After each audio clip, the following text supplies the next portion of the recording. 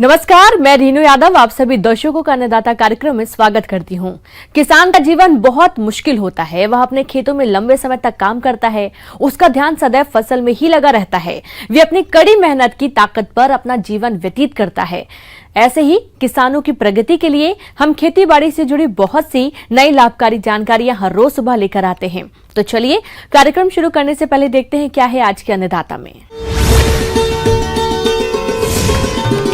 Poly house में शिमला मिर्च की खेती से किसान की चमकी किस्मत।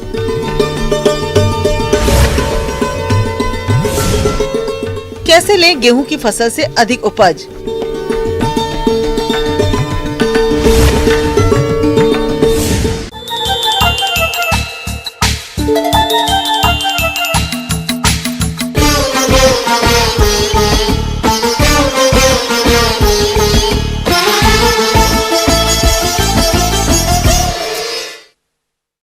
देश में कृषि के क्षेत्र में बदलाव साफ दिखने लगा है। देश के किसान कृषि के क्षेत्र में तेजी से विकास कर रहे हैं। आज हम आपको ऐसे ही किसान से मिलवा रहे हैं, करनाल जिले के गांव संगोई में रहने वाले पवन कुमार से, जो कि उन्नत तकनीकों को अपनाकर पॉली हाउस में रंगीन शिमला मिर्च की खेती कर अच्छा खासा लाभ कमा रहे हैं।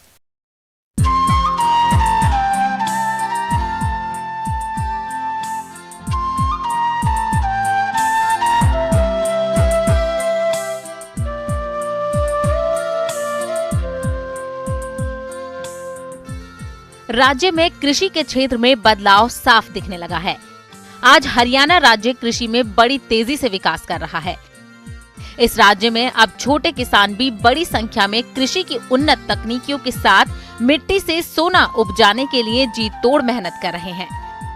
साथ में खेती की सफलता की नई नई ऊंचाइयों को छू रहे हैं। ऐसे ही किसानों में से एक हैं करनाल जिले के गांव संगोई में रहने वाले किसान पवन कुमार, जो कि पहले खुले प्रक्षेत्र में शिमला मिर्च की खेती करते थे, लेकिन अब यह उन्नत तकनीकियों को अपनाकर पॉली हाउस में रंगीन शिमला मिर्च की खेती कर रहे हैं, जिससे उन्हें खुले प्रक्षेत्र की अपेक्षा अधिक आमदनी मिल रही है। मैं नेट में सर 2 साल से खेती कर रहा हूँ। पहले मैं ओपन में एक सब्जी करता था डैडी अपने पिताजी के साथ, तो अब फिर मैंने कुछ ट्रेनिंग ली। उसके बाद मैंने फिर नेट हाउस लगाई, तो मेरे को अच्छी आमदनी हुई इससे। ओपन की अपेक्षा ऑफ सीजन फसल ले रहा हूँ सर। ये मैंने ऑफ सीजन में, हमारे यहाँ ऑफ सीजन होता है अगस्त से, अगस्त में 15 अगस्त को लगाई थी, तो इससे 2 महीने से तुड़ाई चल रही है। 8 तुड़ाई हो गई है।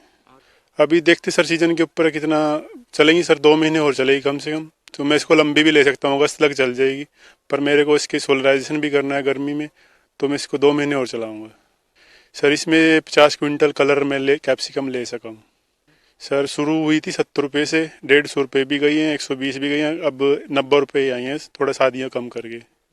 खुले सर हमारे को 25 रुपये, 5 रुपये, 10 रुपये का रेट, ज़्यादा से ज़्यादा ऑक्सीजन हो गया तो 25 रुपये, 50, 30 रुपये का रेट मिल जाता था। इसमें तो ऑक्सीजन में फसल चलती है, रेट अच्छा रहते हैं सर। एक नेट हाउस में पहले तो बीज ही अच्छी क्वालिटी का लगाना पड़ेगा जो पैदावार लेनी है। अब ये मिर्च का बीज ही मेरे को 6 रुपये का एक बीज मिला है। उसके बाद 1 रुपया घोरंडा से तैयार करवाने का है, फिर लगाने की है।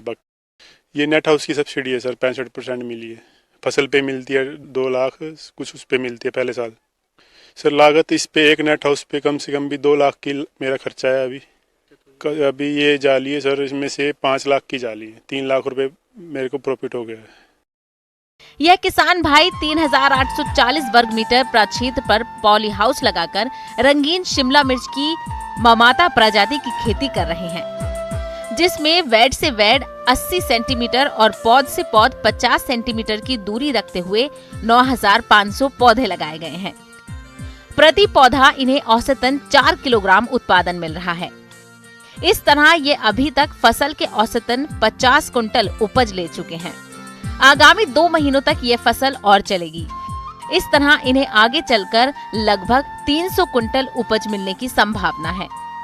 किसान भाइयों, यदि आय व्यय की बात करें तो यह किसान भाई औसतन 35 रुपए प्रति किलो के हिसाब से शिमला मिर्च बेचते हैं। इस तरह इनकी कुल आमदनी 13,30,000 रुपए होगी। और जहां तक कुल खर्च की बात है तो फसल उत्पादन में लगभग 2,50,000 रुपए कुल लागत आती है। इस तरह इन्हें 10,80,000 रुपए शुद्ध लाभ के रूप में प्राप्त होगा। किसान भाइयों, ये लागत, खर्च और लाभ केवल फसल का है। इसमें पॉली हाउस और ड्रिप की लागत शामिल नहीं है। इन किसान भाई को 3,840 वर्ग मीटर प्रक्षेत्र पर पॉली हाउस और ड्रिप लगवाने पर 25 लाख लागत आई थी, जिसमें 65% शासन द्वारा अनुदान मिला था। सर जी, एक नेट हाउस में 9,500 पेड़ हैं और 40 बेड हैं। बेड है 80 सेंटीमीटर, पौधे से पौधे है 50 सेंटीमीटर। पौधे की सर ड्रिप सिस्टम लगा हुआ है, ड्रिप से ही पानी आता है, ड्रिप से ही खाद आता है। सर इसमें हफ्ते में 3 बार सिंचाई होती है। जैसे गर्मी का सीजन होता है उसमें होती है, जब बरसात हो जाती है उसके बाद बंद हो जाती है, उसमें सिंचाई नहीं कर सकते, नीचे से बीमारी आ जाती है। DAP तो डालते हैं सर नीचे जब फसल की तैयारी करते हैं। ऊपर चलता है सर 52-34, 19-19, 13-045, 0050 कैल्शियम, माइक्रोन्यूट्रिएंट्स हैं 16, वो चलते हैं। बायो फिल्टर वाले चलते हैं सर। 52-34 चलता है एक हफ्ते में 3 किलो, 13-045 चलता है 2.5 किलो, 0050 चलता है 3 किलो और कैल्शियम चलता है 3 किलो। जैसी फसल की रिक्वायरमेंट होती है हर महीने की, उस हिसाब से जैसे फ्लावरिंग स्टेज है, ग्रोथ स्टेज है, उस हिसाब से खाद आती है। जो खाद देने से वो सर्दी से पहले कंप्लीट कर दी थी इसकी। बाकी स्प्रे करते हैं ऊपर से, इसमें माइक्रोन्यूट्रिएंट के स्प्रे होते हैं। जो में अच्छी दवाइयाँ, उनकी कंपनियों की दवाइयाँ, अच्छी कंपनी की दवाइयाँ वो स्प्रे करते हैं, हल्की दवाइयाँ नहीं होती। मैं खुद इसकी देखभाल करता हूँ। यह किसान भाई अपनी शिमला मिर्च की फसल को कीट रोगों से बचाने के लिए प्रक्षेत्र की साफ सफाई रखते हैं तथा फसल में पीले चिपचिपे प्रपंच लगाए हैं, जिससे कि फसल कीट व्याधियों से बची रहे। लेकिन यदि फिर भी फसल पर कीट रोगों का प्रकोप देखने में आता है, तब यह रासायनिक दवाओं का छिड़काव करते हैं, जिससे कि इनसे होने वाले नुकसान से बचा जा सके।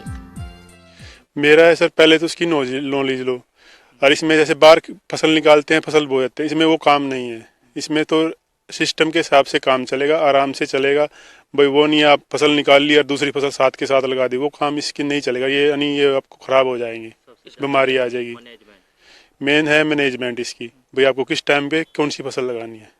किसान भाइयों, अभी तक आपने खेती से जुड़ी कुछ उपयोगी जानकारियां देखी हैं। अब लेते हैं एक छोटा सा ब्रेक, जल्द ही लौटेंगे। कार्यक्रम में आगे भी है खेती बाड़ी से जुड़ी बहुत सी महत्वपूर्ण जानकारियां, तो बने रहिए हमारे साथ।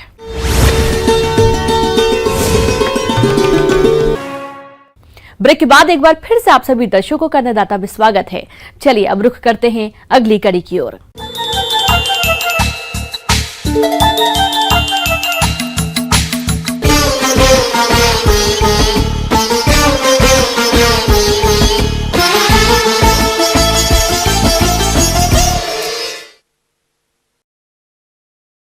प्रदेश में गेहूं की फसल लहलहा रही है।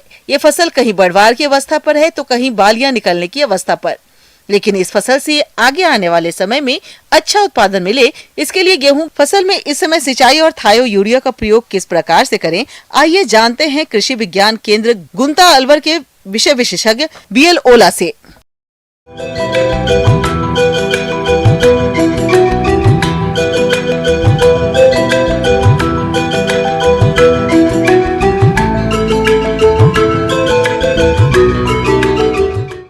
हमारे देश में उगाई जाने वाली खाद्यान्न फसलों में गेहूं का प्रमुख स्थान है। गेहूं का प्रयोग मनुष्य अपने जीवन यापन हेतु मुख्यतया रोटी के रूप में करते हैं, जिसमें प्रोटीन प्रचुर मात्रा में पाई जाती है।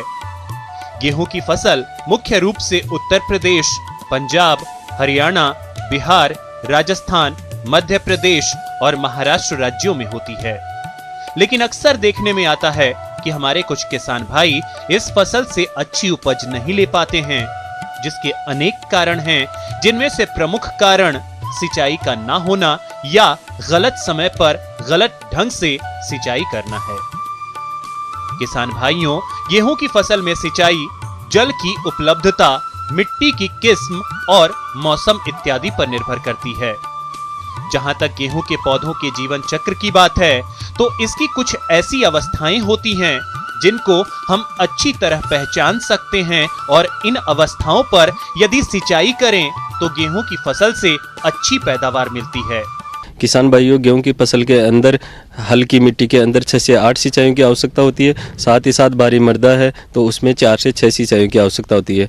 इस प्रकार से गेहूं की फसल में अगर सिंचाई अब क्रांतिक अवस्थाओं पे करते हैं तो उससे उत्पादन ज़्यादा होता है, साथ ही जो अनावश्यक पानी है उसकी भी बचत होती है। तो किसान भाइयों, गेहूं के अंदर अपने को पहली सिंचाई 20 से 25 दिन पर, जिसको CRI स्टेज बोलते हैं, उसके ऊपर करनी चाहिए।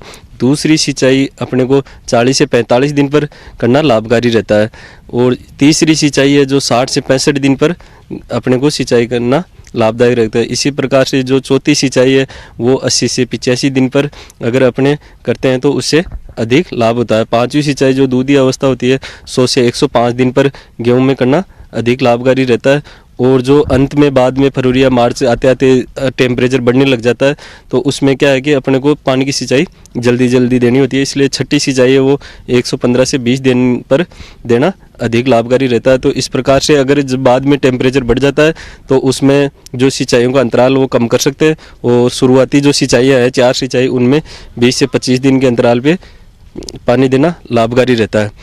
किसान भाइयों, पौधों की बढ़वार के लिए प्रत्येक अवस्था में पानी की आवश्यकता पड़ती है। वैज्ञानिक परीक्षणों से यह पता चलता है कि पौधों के जीवन चक्र में कुछ ऐसी अवस्थाएं होती हैं जिस पर सिंचाई न करने पर हानि पहुंचती है। यह अवस्थाएं सिंचाई की दृष्टि से क्रांतिक अवस्थाएं कहलाती हैं। पानी की उपलब्धता के अनुसार किसान को गेहूं की फसल में सिंचाई इस तरह से करनी चाहिए। गेहूं में सबसे ज्यादा नुकसान मुख्य जड़ बनते समय सिंचाई न करने से होता है। जिन किसान भाइयों के पास पानी केवल एक सिंचाई के लिए उपलब्ध है तो यह सिंचाई मुख्य जड़ के विकास की अवस्था में कर देनी चाहिए, जो बुआई से 21 दिन पर करनी चाहिए। 2 सिंचाइयों के लिए यदि पानी उपलब्ध है तो पहली सिंचाई मुख्य जड़ के विकास के समय तथा दूसरी फूल आते समय करनी चाहिए।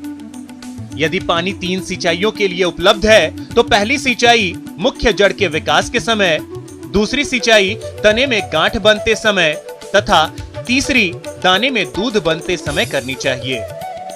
यदि 4 सिंचाइयों की सुविधा है तो सिंचाई मुख्य जड़ बनते समय, तने में गांठें बनते समय, बाली निकलते समय तथा दानों में दूध बनते समय करनी चाहिए।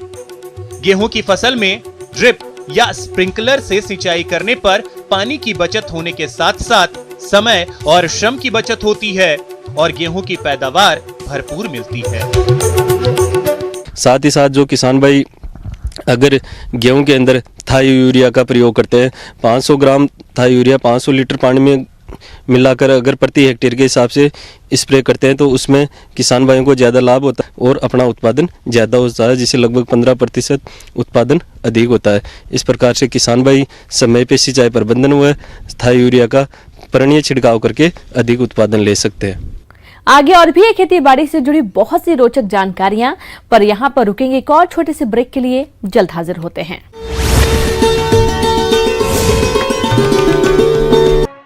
ब्रेक के बाद एक बार फिर से आप सभी दर्शकों का अन्नदाता कार्यक्रम में स्वागत है।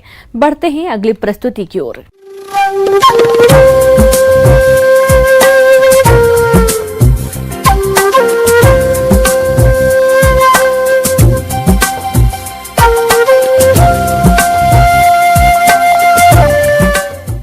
मौसम के अनुसार प्रबंधनों पर टिकी आपकी खेती बाड़ी और इसलिए मौसम पूर्वानुमान और उस पर आधारित साप्ताहिक कृषि सलाह इस प्रकार है।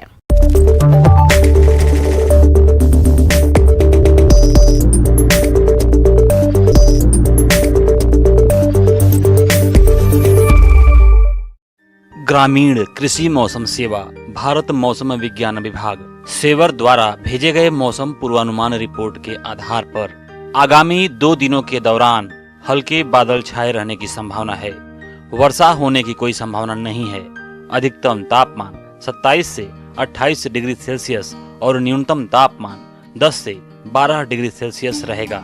अगले 2 दिनों के दौरान 5 से 8 किलोमीटर प्रति घंटे की गति से हवाएं चलने की संभावना है। ऐसे में इन क्षेत्रों के किसानों को सलाह है कि कोरोना के गंभीर फैलाव को देखते हुए किसान भाई कृषि कार्य को करते समय कोरोना वायरस के लिए जारी सरकार की सलाह का सख्ती से पालन करें और स्वयं की उचित देखभाल, व्यक्तिगत स्वच्छता, मास्क का उपयोग, साबुन से उचित अंतराल पर हाथ धोने तथा एक दूसरे से सामाजिक दूरी बनाए रखने पर विशेष ध्यान दें। सरसों की फसल में चेपा आने की संभावना है। चेपा ग्रस्त टहनियों को तोड़कर जमीन में दबा दें। फसल की निगरानी रखें। जब कम से कम 10% पौधों पर 25 से 26 चेपा प्रति पौधा दिखाई दे, तब डाइमिथोएट 30 EC की 1 लीटर मात्रा 800 लीटर पानी में घोलकर प्रति हेक्टेयर की दर से छिड़काव करें। अनावृत कंडुआ से ग्रसित बालियां स्वस्थ बालियों की तुलना में पहले निकल आती हैं, जो कि काले रंग की होती हैं। ऐसी रोगग्रस्त बालियों को निकालकर नष्ट कर देवें ताकि रोग का फैलाव न हो। गेहूं की फसल में दीमक के प्रकोप के लक्षण दिखाई देने पर फसल में क्लोरोपाइरिफास 20 EC की 4 लीटर मात्रा प्रति हेक्टेयर की दर से सिंचाई के पानी के साथ दें। चने की फसल में फली छेदक के नियंत्रण के लिए इमामेक्टिन बेंजोएट 5 SG की 250 ग्राम मात्रा प्रति हेक्टेयर की दर से 500 से 600 लीटर पानी में घोलकर छिड़काव करें।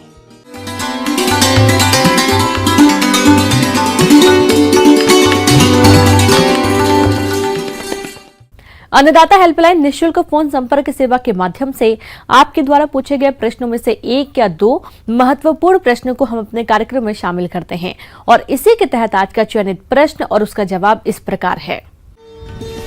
आज की अन्नदाता हेल्पलाइन में हमने जिस प्रश्न को शामिल किया है उसे पूछा है आमेर जिला जयपुर के सोहन लाल ने। आपने पालक की उन्नत तकनीक से खेती के बारे में जानकारी चाहिए है, तो इसके लिए देखिए कार्यक्रम का यह अंश।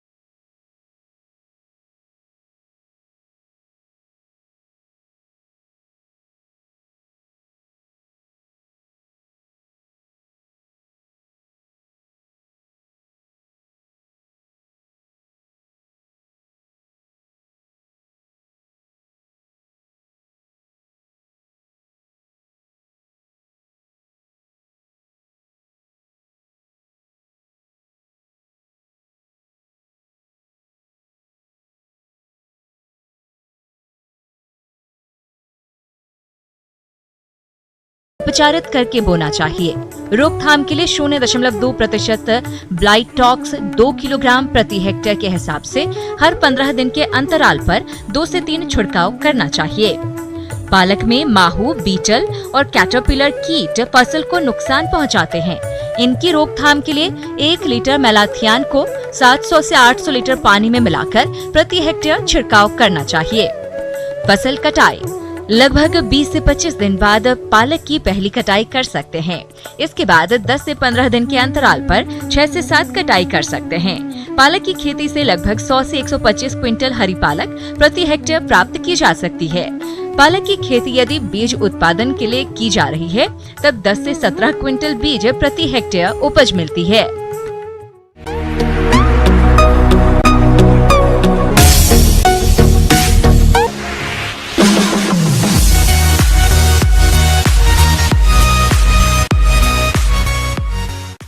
आइए अब एक नजर डालते हैं राज्य के कुछ चुनी हुई मंडियों के प्रमुख फसलों के बाजार भाव पर।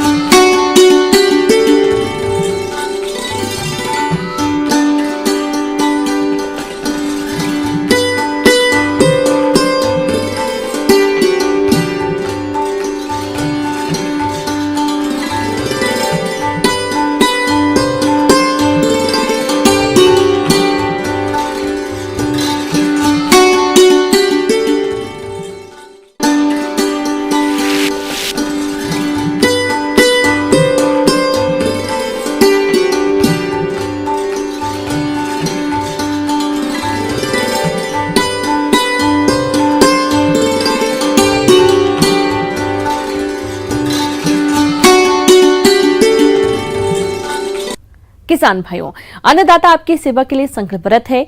कृषि संबंधित समस्या एवं सुझावों के लिए आप हमें इस पते पर संपर्क कर सकते हैं। प्रोड्यूसर अन्नदाता news 18 Rajasthan, Ramoji film city Hyderabad 501512। साथ ही आप हमें ईमेल भी कर सकते हैं। हमारा ईमेल है p18annadatarajasthan@nw18.com। और इसके अतिरिक्त आप हमें निःशुल्क हेल्पलाइन नंबर 180041922155 पर सोमवार से शनिवार सुबह 10 से शाम 4 बजे के बीच संपर्क कर सकते हैं। किसान भाइयों, अब समय हो रहा है आपसे विदा लेने का, तो हमारी अन्नदाता टीम को दीजिए इजाजत। कल फिर आपसे मुलाकात होगी कृषि संबंधित कुछ और महत्वपूर्ण जानकारियों के साथ। नमस्कार। है।